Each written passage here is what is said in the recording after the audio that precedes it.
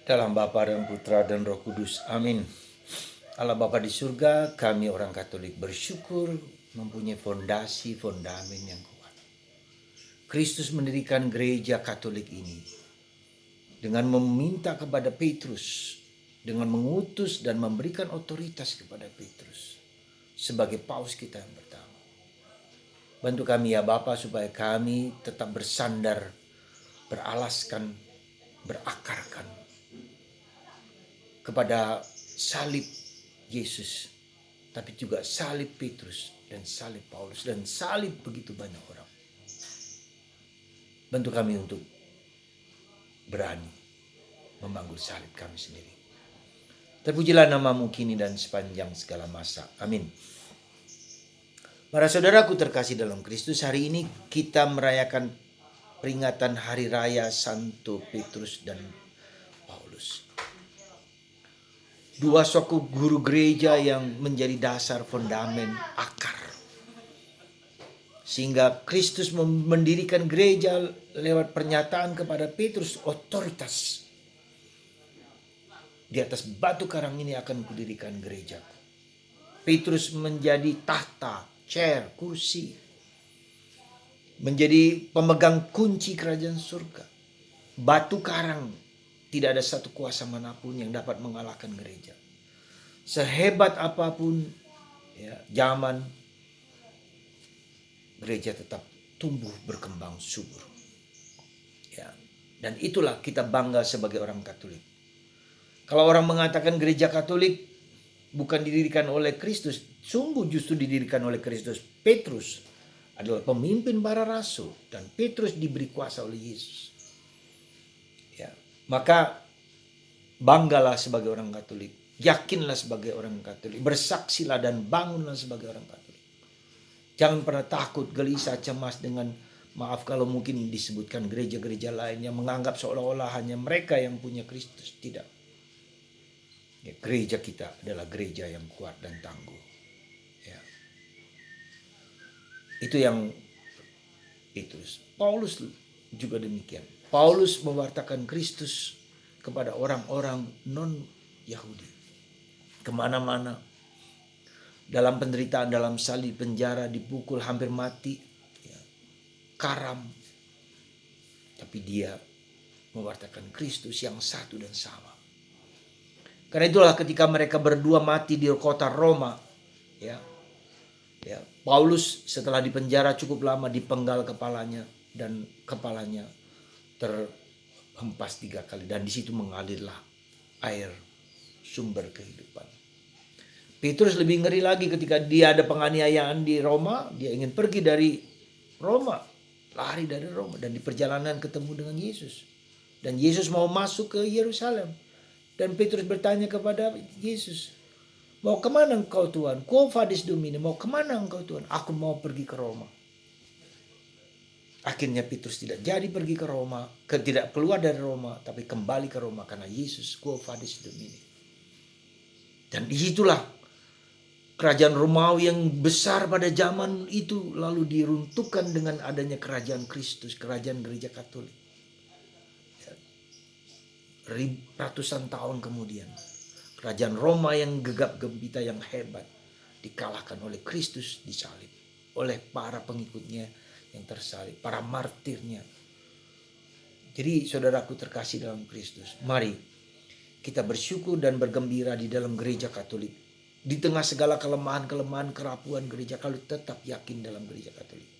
Di tengah segala berbagai masalah, mungkin skandal di apapun juga dalam gereja Katolik, dimanapun juga, kita tetap yakin inilah gereja yang dikehendaki Kristus, diminta untuk mewartakan Kristus kemana-mana.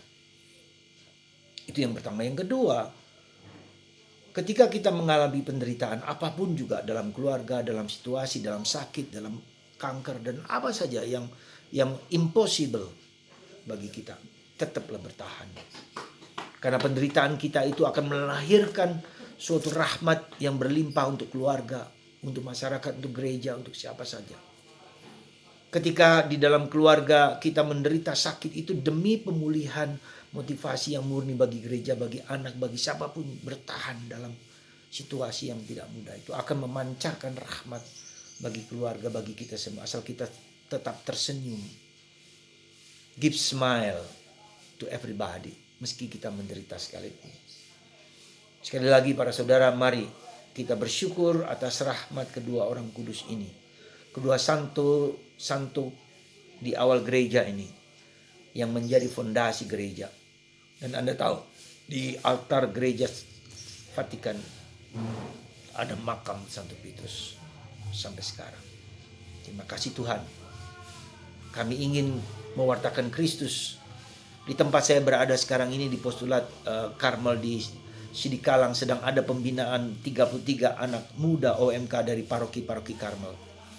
Kalau di Palembang ada pertemuan kaum muda se-Indonesia, di sini ada pembinaan, pembekalan ke-33 anak ini. Kami didik, kami ajak berdoa, kami ajak bekerja, kami ajak bermain, kami ajak merefleksikan bersama-sama. Semoga mereka, dari antara mereka ada yang terpanggil menjadi pastor Karmel, menjadi Karmelit.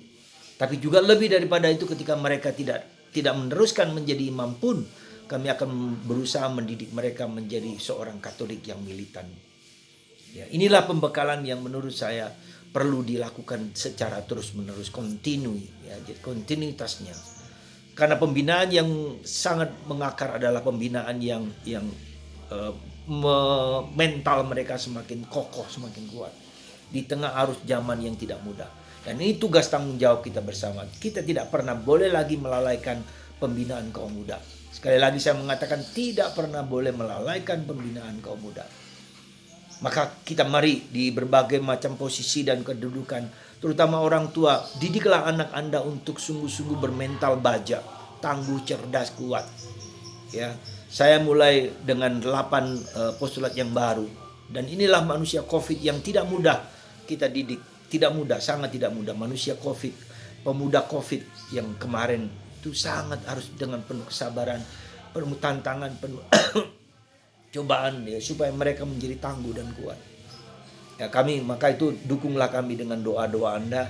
Bahkan mungkin ketika Anda mempunyai sedikit tambahan, bagikanlah sedikit untuk pembinaan mereka, karena mereka berasal dari keluarga-keluarga yang hampir tidak mampu. Kebanyakan dari mereka kami gratiskan karena memang tidak mampu. Ya, maka saya membuka hati Anda untuk berbagi. Ya, sedikit pun tidak apa-apa, sekecil apapun akan bertumbuh besar. Sekali lagi, semoga kita membina kaum muda menjadi kaum muda yang tangguh di masa depan. Dan zaman sekarang bukan yang gampang, dengan pengaruh medsos, dengan pengaruh HP begitu luar biasa mempengaruhi jiwa orang. Sekali lagi, terima kasih Anda semua. Ya, dikatakan oleh Petrus, ya, Quo vadis Domini. Ya, Tuhan mau kemana? Tuhan mau menyelami anak muda sekarang. Tantangan kita adalah anak muda. Ya, keluarga Anda semua yang ada muda, didik dengan baik. Ya, semoga Tuhan memberkati Anda dan mengajak kita semua untuk menjadikan anak muda kita masa depan yang tangguh, yang kuat, bersama Kristus, dalam Kristus, melalui Santo Petrus dan Paulus. Tuhan berkati Anda semua. Quo vadis Domini. Tuhan berkati Anda semua. Bapa, Putra, dan Roh Kudus. Bapa, Putra.